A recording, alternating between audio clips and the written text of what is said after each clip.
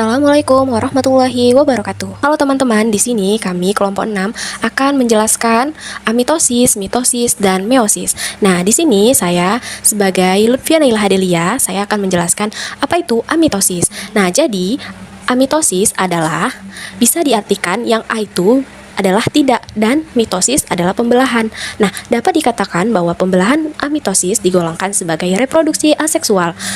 Nah, setiap sel membelah menjadi dua atau disebut dengan pembelahan biner. Dilakukan oleh organisme unit seluler atau bersel satu seperti protozoa, bakteri, dan alga biru. Nah, teman-teman bisa lihat gambar berikut ini ya. Kemudian, apa sih pengertian amitosis itu?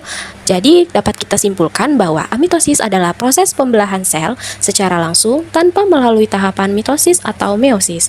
Nah, dalam amitosis ini, inti sel atau nukleus membelah secara sederhana menjadi dua bagian tanpa mengalami tahapan seperti profase, metafase, anafase, dan telofase. Nah, kemudian kita akan mengetahui bagaimana mekanisme pembelahan amitosis ini. Jadi, pembelahan sel pada amitosis kita ambil pada bakteri. Nah, adanya kromosom prokaryotik yang dilindungi oleh membran sel dan atau dibungkus oleh membran sel, kemudian dilindungi oleh dinding sel. Kemudian kromosom akan melakukan duplikasi. Setelah melakukan duplikasi, kromosom akan mulai membelah. Dinding sel atau membran sel mulai membelah. Setelah kromosom prokaryotik mulai membelah, maka sel terpisah menjadi dua bagian. Oke, itu yang barusan saya sampaikan mengenai amitosis. Selanjutnya akan dijelaskan oleh teman saya, mitosis dan meiosis. Dengarkan ya. Baik, saya akan melanjutkan penjelasan mengenai mitosis. Apa sih itu mitosis?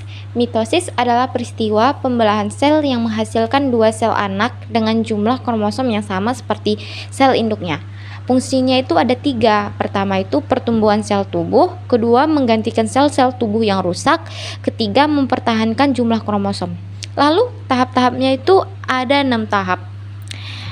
Pertama itu tahap interfase. Tahap interfase terjadinya proses persiapan dan penimbunan energi oleh sel untuk melakukan proses pembelahan. Tahap ini juga terbagi menjadi 3 lagi. Pertama, fase S atau fase sintesis. Kedua, fase G2. Dan ketiga itu fase G1 disebut dengan fase pertumbuhan dan perkembangan sel. Lalu kedua itu ada tahap metafase. Metafase itu adalah nukleus dan membran inti sel sudah tidak terlihat. Masing-masing kinetokor pada sentrometer dihubungkan ke satu sentrosom oleh benang-benang spindle. Kemudian pasangan kromatin bergerak ke bagian tengah inti sel atau bidang ekuator dan membentuk lempeng metafase. Kromosom yang terletak pada tengah-tengah inti sel. Jumlah kromosom dapat dihitung atau dapat diamati dengan jelas. Lalu yang ketiga itu ada tahap anafase. Tahap anafase itu ditandai dengan tahap awalnya anafase, yaitu di mana pemisahan kromatin dari bagian sentrometer yang membentuk kromosom baru.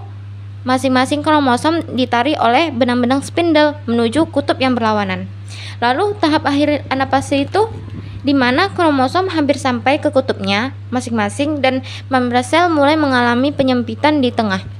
Yang ketiga itu ada profase. Profase itu ada tahap awal dan tahap akhir juga. Tahap awalnya itu sentrosom mengalami replikasi sehingga menghasilkan dua sentrosom yang kemudian di setiap sentrosom akan bergerak ke arah kutub inti sel yang letaknya berlawanan. Di saat yang berlawanan itu mikrotubulus mulai terlihat di antara dua sentrosom. Mikrotubulus itu adalah serat protein yang panjangnya memanjang dari sentriol ke segala arah. Lama-kelamaan mikrotubulus akan membentuk seperti gulungan benang yang saat ini kita sebut dengan benang spindle. Di tahap ini juga benang-benang kromatin mulai mengalami penebalan, kemudian membentuk kutikula yang terdiri dari dua kromatin yang terikat sentromer.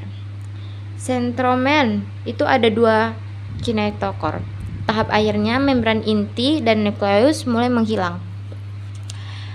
Tahap kelima itu kromosom telah sampai di kutubnya masing-masing, yaitu tahap telopase. Benang-benang spindle mulai menghilang dan membran inti sel juga mulai terbentuk di antara dua kelompok kromosom yang terpisah, yaitu adalah tahap telopase. Tahap yang keenam itu tahap sitokinesis, yang dimana tahap ini dibagi menjadi proses pembelahan sel, dimana sitoplasma dari satu sel eukariotik membelah menjadi dua sel anak. Selanjutnya materi meiosis dilanjutkan oleh teman saya Lastri Kusuma Daulay. Oke, di sini saya Lastri Kusuma Daulay akan melanjutkan pembahasan kali ini, yaitu yang terakhir adalah pembelahan meiosis.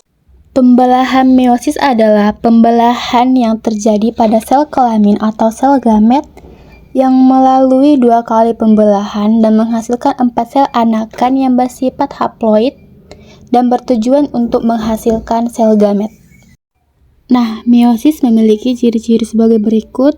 Yang pertama adalah terjadi pada sel gamet atau sel kelamin yang menghasilkan 4 sel anak dengan kromosom setengah kromosom induk dan berfungsi menjaga agar kromosom tidak berlipat ganda dan berkelangsungan spesies terjaga, dan dimulai dengan replikasi kromosom pada interfase. Replikasi pada kromosom ini akan diikuti pada 2 pembelahan secara berturut-turut yang disebut meiosis 1 dan meiosis 2. Nah, teman-teman sekalian, tahapan pada pembelahan meiosis ini terdiri dari 2, yaitu tadi meiosis 1 dan meiosis 2. Pada meiosis 1 ada profase 1, metafase 1, anafase 1, dan telofase 1. Kemudian pada meiosis 2 ada profase 2, metafase 2, anafase 2, dan yang terakhir ada telofase 2. Selanjutnya pada fase-fase meiosis 1 ada profase 1. Profase 1 ini mengambil sekitar 90% waktu meiosis dan terjadi dalam 5 fase. Yang pertama yaitu leptoten.